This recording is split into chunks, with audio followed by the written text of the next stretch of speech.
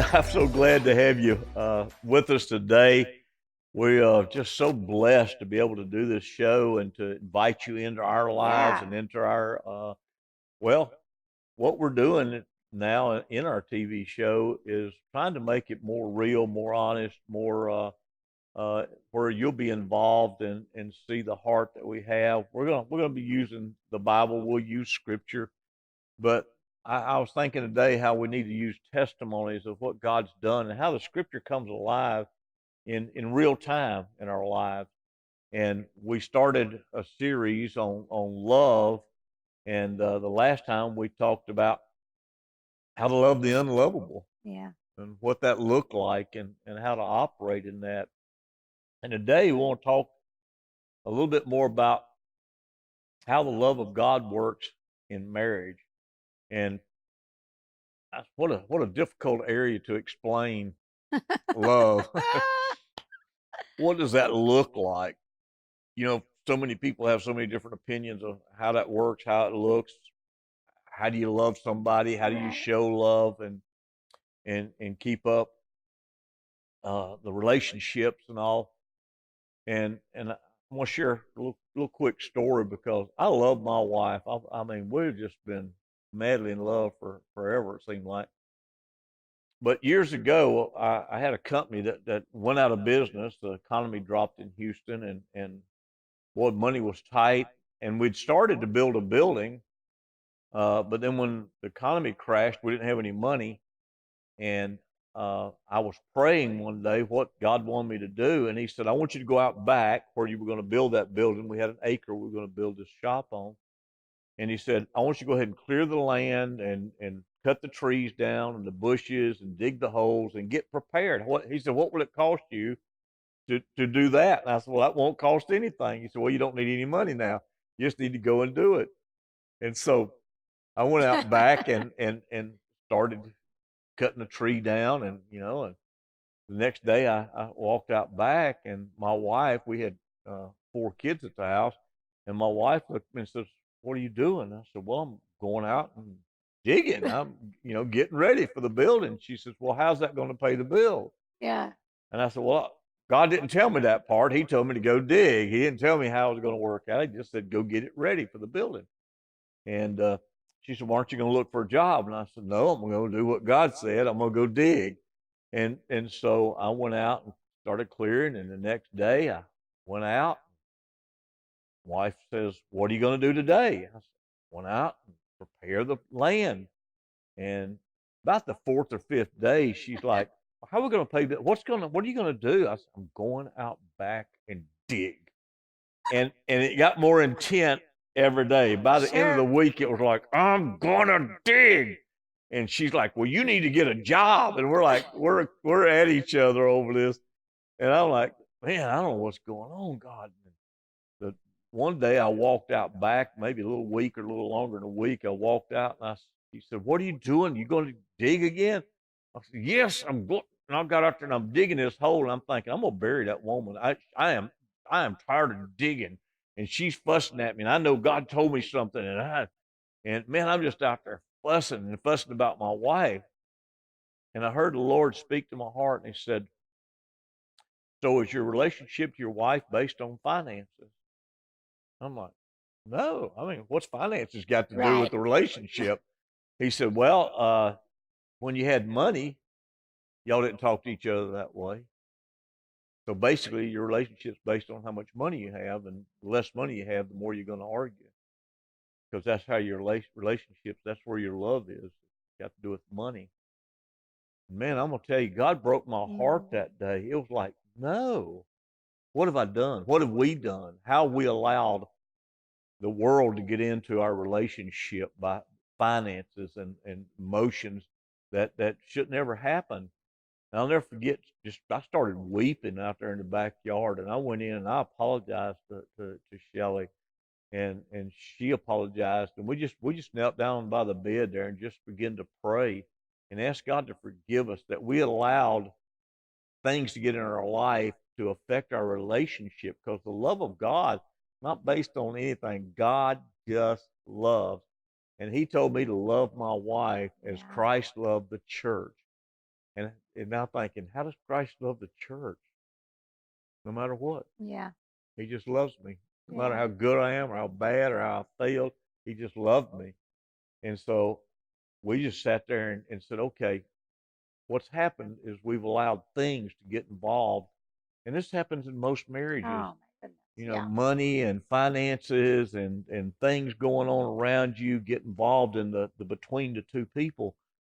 And I'm looking over here, her husband's running the camera, so between This these two is, people, yeah. and Raw footage, yeah, people. yeah, he's running the show over here. He probably cut this out, but anyhow, but I love it. but the whole thing was, I told my wife after that, I said, it doesn't matter whether we have money. If we got so broke that we had to sell the house or lose the house and just go out and live in a tent somewhere, what's that got to do with our relationship? Yeah. And so, we've learned that love and the love of God is so much deeper than that. Well, basically, lust that people have for each other more than love. They need each Yeah. other, type of thing. So And I think conditional, because we love, and we love expecting love in return. I will love you for what you can do for me. But yeah, when we are full of the love of God, that overflows without an yeah, expectation of the condition or whatever. And just as you're talking, I think Rigel and I are going on 18 years of marriage this year. Am I don't right? look at him. He And doesn't I know. know, I'm like, and I could be wrong by a year, but right. Yeah, But it is interesting, I think, for our generation and especially the generation before us, and now we have a high schooler, a middle schooler, and an elementary, and we're watching them come up trying to understand what does marriage even look like. And we've been really fortunate because I come from a completely blended family, an only child from mom and dad, stepsisters, half sisters, and then having a spouse whose parents have been married 35 plus years.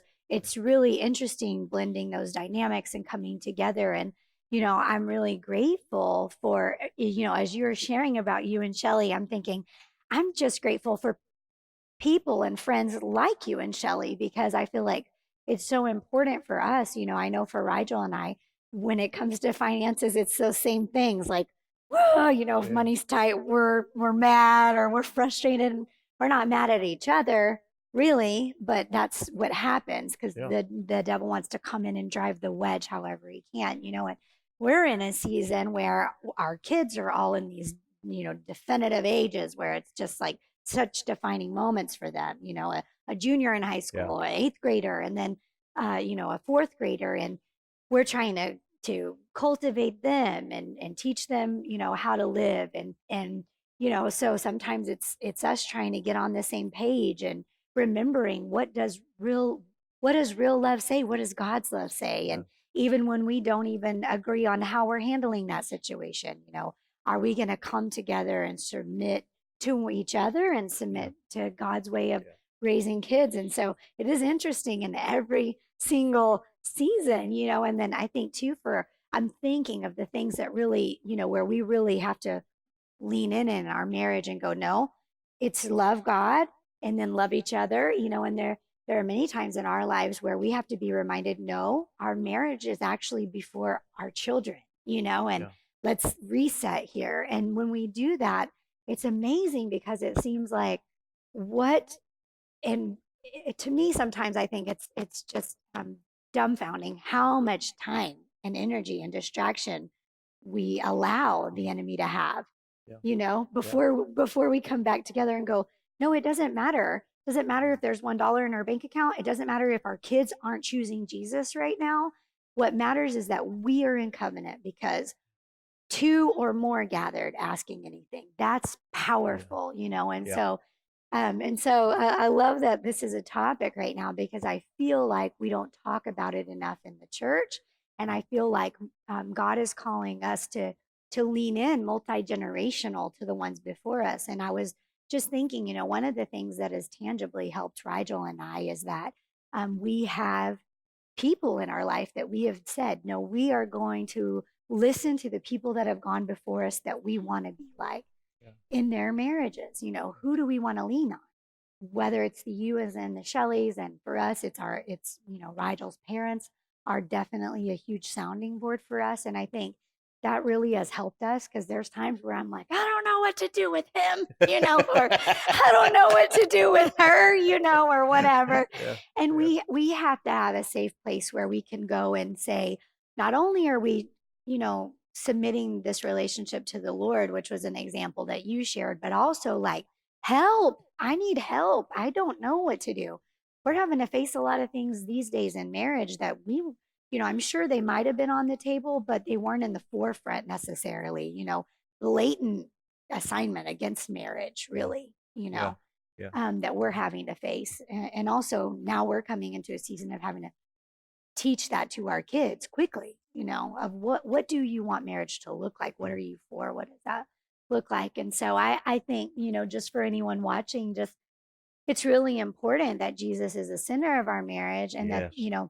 one of the Yeah. things that Rigel would share if he was on here is that in the absence of communication, abnormality sets in. And I think we see that.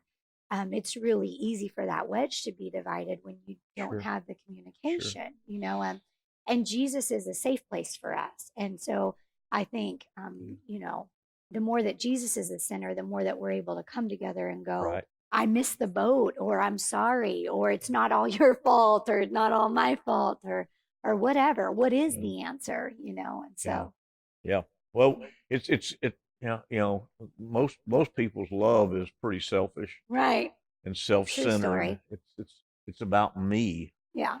and you making me happy and you satisfying me and you taking care of me. If I'm not happy, it's got to be your fault. Right. It can't be, me. I'm perfect, especially as males, we never make a mistake. And so we think we have to blame, and especially for men too, is since we are supposed to be the protector, we are supposed to be, when we don't have the answer, Hard. then we don't know what to do. We don't know what to say. We don't know how to react to you and feel like, yeah, I'm gonna take care of this. I don't know what I'm doing. Right. I'm at lost. I'll never forget that song years ago. The warrior is a child. Deep inside this armor, the warrior is a child, Oh, yeah. and that song really touched me when I realized, sometimes we supposed to put on this thing, but inside, man, A little I'm bit. I'm hurting too. I'm a Yeah. kid on the inside. I don't have the answers. I don't know what to do. I have to cry out like your child would to God. God, I'm lost here. Yeah. I don't know how to treat my wife the way I should. I don't know what I'm supposed to be doing. And that's a hard place. And sometimes if we're not careful, we'll let that frustrate us to where we'll attack you and make you look like the bad guy because we don't want to look like we're ignorant to what's Yeah. going on, that we don't know how to handle it. So, for y'all that are watching today, you're gonna have to learn how to be vulnerable with each other a Yeah. little That's a bit. word I kept hearing. Yeah, Vulnerability. Vulnerability. because I mean, just got to get real, and you got to be able to be honest, and that's why we need Jesus, because without God, I couldn't be honest. It's always a show. It's always trying to be something I'm not, Yeah. and not being able to relate because I want to look good no matter what. I want to act like I know no matter what. And until I met Jesus, I didn't know how to just let go and be vulnerable and be real, and to let down, and just to find out how to love, and what love really looked like. Yeah. And so we just want to encourage you today that, I know a lot of people struggling in relationships and marriages, but I got good news. God has Yeah. an answer. God has an answer. You don't have to dig a hole for your wife. You don't have to be, you don't have to get angry. You just need to seek God, and God will show up and go, you might want to change that attitude. You Yeah. might want to look at it a little different, because God is faithful. Yeah. And the first thing God created was marriage. That was the first Yeah. thing, and he put man and woman together.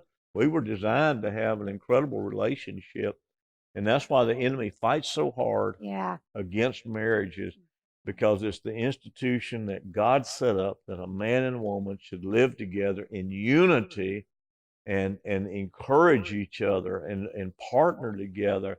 And so that's what we want you to see. It really can work. It really does work. Yeah. And, it's funny. We just heard this man say this a couple of nights ago. And he said, I thought I was marrying for happiness. And he's like, my wife makes me very happy, but I was marrying for holiness. And Mm. truly, Wow. in that, within the marriage, just recognizing that we were designed to, bring each other closer to Jesus Yeah. too, and through that you Yeah. do have happiness, Well, we're going to share more on our next session about love and about marriage. And so we just pray that you'll tune Yes. in. We just believe in you and believe that God can heal the relationships, the brokenness. He can restore Yeah. what you had. I mean, apparently there was something you saw in each other at one time that made you love and brought you together. And God can restore that, even though it might seem like, how could we put that back together? God can do it. God is faithful, Yes. and he like I said, he instituted marriage, and he wants you to have a blessed marriage. So we're going to continue this and share with you over the next few sessions more about marriage. And we're going to be vulnerable. We're going to let you know that we mess up too. We're not perfect. We're in the ministry. We're not perfect. Right.